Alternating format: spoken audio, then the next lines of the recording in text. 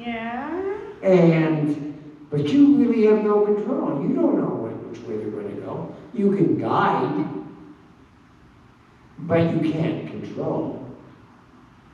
And that's the way life is. There's just all these variables that are constantly thrown at us. And the Old Testament is full of it. God could be tender and loving, and his wrath could explode. So can us. Anything, Christina? Well, getting to the verse today, obviously you see a lot of destruction and hate and war, and you see that in the world today. I mean, it's pretty much everywhere, and on everything. But the stronghold that's in the world right now, God will eventually put it at ease, to rest, set aside, because he's going to break that stronghold from wherever it's coming from. You want to say government, you want to say here, you want to say there, you want to say these people, you want to say that people. However you want to break down that stronghold, God's going to eventually put an end to it. It's not going to be pretty. I mean, like you said, they're going around killing people and taking, babies out of pregnant women. And like you said, that's been done so many times. We just don't hear about it, other than the Manson family that did it. That was the most famous one. But there are cultures and countries that do it probably more often, and we just don't hear about it. So I think whatever the stronghold is, eventually God will say, okay, enough is enough, and he's going to wipe it out. And the weak will inherit what's left of this planet, and hopefully make it better and make it more, friendly and kind, and all that good stuff that we're supposed to be striving for.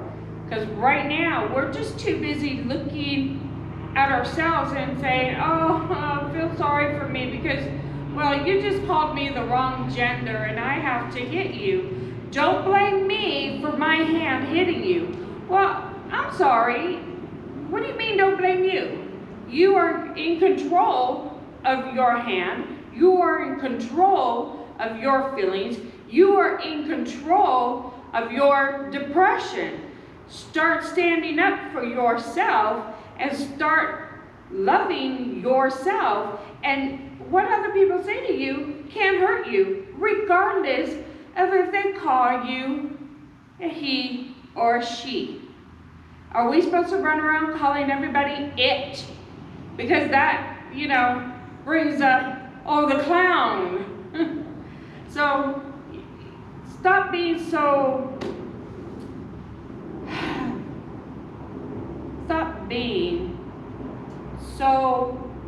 selfish and thinking that person looked at me wrong, that person said something to me bad, that person needs to be whatever, and start looking within yourself and finding the strength within you to ignore what others are saying, what others are doing, and live your life your way. And stop letting outsiders influence your decision. Because it's not going to make a person budge even faster by pushing the wrong thing down their throat. Obviously, that's what this is saying. Eventually, that stronghold will be broken. Have faith. Amen. Let me ask you something, Christina. Uh-oh. I'm not asking you to. I want just an answer of yes. I'm not asking for a description of what it is. Have you ever done anything in your life? And I'm not asking you to tell us. I have, by the way. I think most people have. Have you ever done anything in your life that you look back and you say, oh, you know, I really wish I could take that back? No, Okay, just want to know. no. All right. Because I'm a person who thinks things out. And I have one of those kind spirits to where I'm not going to do that to you. Because I know how much it hurts me. So no, there's absolutely nothing I look back on and regret. I take the ugly, I take the bad, I take it all in strife. It made me a stronger person, and I'm 100% happy with my decisions, and I will keep making them my way because I trust me. I've had to trust me since I was 3 years old. There's absolutely nothing I regret in life. All right, very good. Well, there is for me and there is for most people, I think. I just Well, want- and then that's something you need to examine before you die. Otherwise, you go to heaven Well, without obviously I regret. have, yes. No, everyone's done, and I'm not talking, doesn't have to be a major thing. No, it doesn't. It's just something that I just wish I could take it back. And once you've done it, you've done it, so. Yeah. But I wanted to point out a beautiful line that shows you in the strangest, most horrible situations, the spear of God's love itself, can be there. And when the Manson girls were killing the LaBiancas, in the book, an excellent book called The Family, which goes through this. Mrs. LaBianca was on the floor in the bedroom, and he was already dead in the living room. But she said something, and if you think she's in a state of where she could be killed in a second, and what does she say? She says, "What have you done with my husband?" What a beautiful line. It's just, you know, if anything would have stopped that monster that killed her, that should have been it. I mean, like, just, wow, but it didn't. All right, let's go on. Well, I think even taking the baby out of that young lady, Exactly, different things. when she's telling them, you know, I'll tell you the worst situation that there is. You know,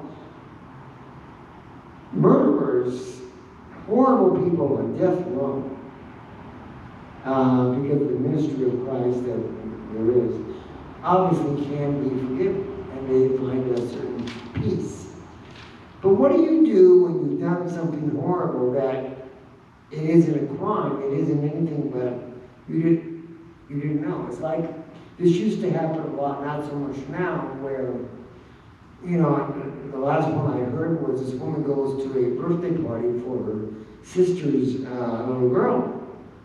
And the little girl, the sister's going to leave, and the little girl sneaks out of the house, and she gets under the car, and, you know, when they back up, in those days you didn't have the protection you have now where a car would stop. And she's killed. You would hear those stories, you know. She did absolutely nothing, didn't speed, wasn't drunk, nothing. Total accident.